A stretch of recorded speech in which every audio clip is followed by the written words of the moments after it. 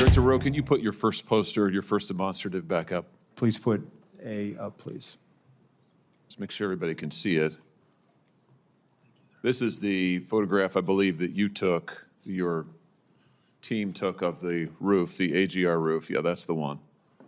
Okay, so from this vantage point, as the law enforcement who are in those windows, as they look left, they should be able to see the shooter clearly there on the AGR second floor roof. My question is, why is there not a Secret Service counter sniper on that roof? So, Senator, when we post up, our methodology is to look at things that can see in on our protectees so that they can provide that coverage. But why is there not a Secret Service counter sniper there with clear line of sight? That roof has a clear line of sight to the former president. Why didn't you put a Secret Service counter sniper there?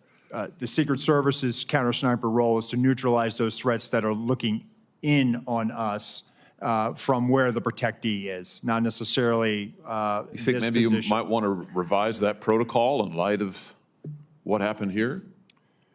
They were protecting the principal, and I think the principal got shot.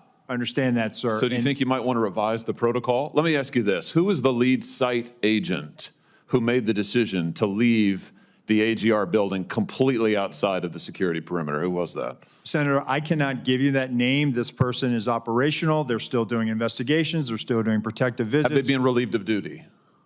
Senator, they have not been relieved of duty. I know their name, by the way. Why have they not been relieved of duty? They are still cooperating, not only being interviewed by the FBI, but also by our Office of Professional Responsibility. And we will let the facts of the mission assurance and any further investigations play out. Isn't the fact that a former president was shot, that a good American is dead, that other Americans were critically wounded, isn't that enough mission failure for you to say that the person who decided that that building should not be in the security perimeter probably ought to be stepped down?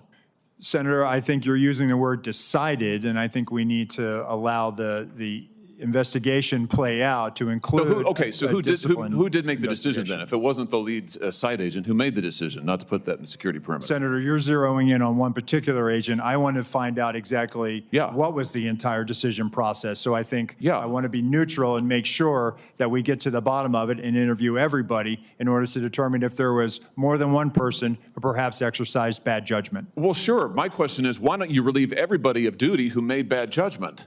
So yeah, you're right, I am zeroing in on somebody. I'm trying to find somebody who's accountable here.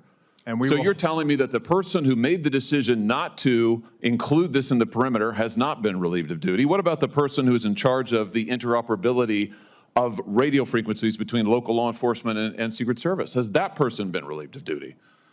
No, Senator, because interoperability is a challenge, is a greater challenge than just one person. On that day, we had a counterpart system. It failed spectacularly. As the person who made the decision to send Donald Trump onto stage knowing that you had a security situation, has that person been relieved of duty? No, sir, they haven't. Has the person who decided not to pull the former president off of stage when you knew that, in your words, the locals were working a serious security situation, has that person been relieved of duty? No, sir. Again, I refer you back to my original answer that we are investigating this through a mission assurance. And as opposed to zeroing in on one, what more do you need to investigate to know exactly what the decision-making process was? What more do you need to investigate to know that there were critical enough failures that some individuals ought to be held accountable?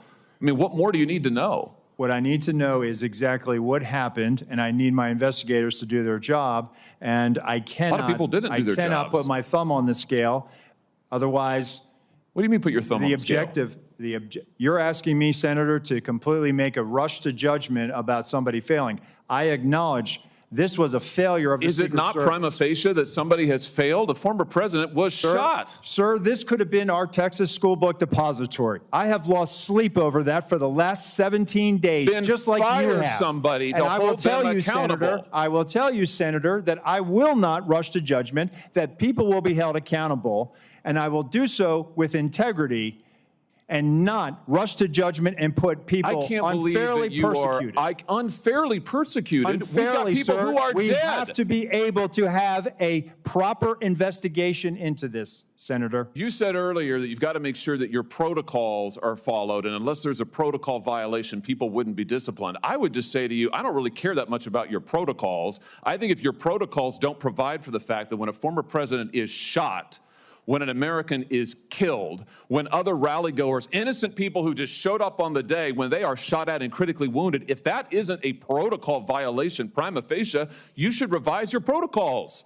Senator, I think this is where you and I agree. This was a failure, and we will get to the bottom of it. Well, I hope you're going to do something about it. Let me ask you something else.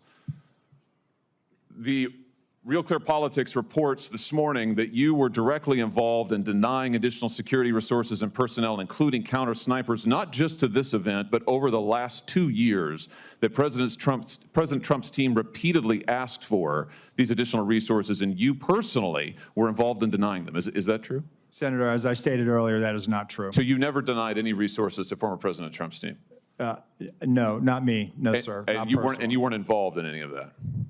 You were never involved in the decision-making? No, sir, I was not. Let me ask you just one or two other things here quickly. Well, whistleblowers tell me that, in fact, law enforcement were stationed to be on that roof and that law enforcement abandoned their post because it was too hot. Is that accurate? Senator, I have heard that as well. Again, they posted up inside. And I think moving forward, as I said earlier, we're going to ensure that state and local counter-snipers are on roofs. But do you know if someone was supposed to be on the roof? Do you know if someone was in fact? That's what the whistleblowers tells me. That may or may not be accurate. Do you know that to be the fact? Was somebody posted to the roof, local law enforcement or whomever? I do not know that to be a fact. Well, can I ask you why you don't know that? Again, Senator, we are looking at this, and they should have been on that roof. And the fact that they were in the building is something that I'm still trying to understand. I just want to express my frustration, Director, that 17 days or whatever it's been, that whistleblowers are telling us more than you are, and you don't know, you haven't ascertained if there was supposed to be law enforcement on the roof. That seems like a pretty basic fact. I'm also told that local law enforcement suppliers offered the Secret Service drones, and you declined them. Is that true? So, Senator, one, I've been very transparent and forthcoming.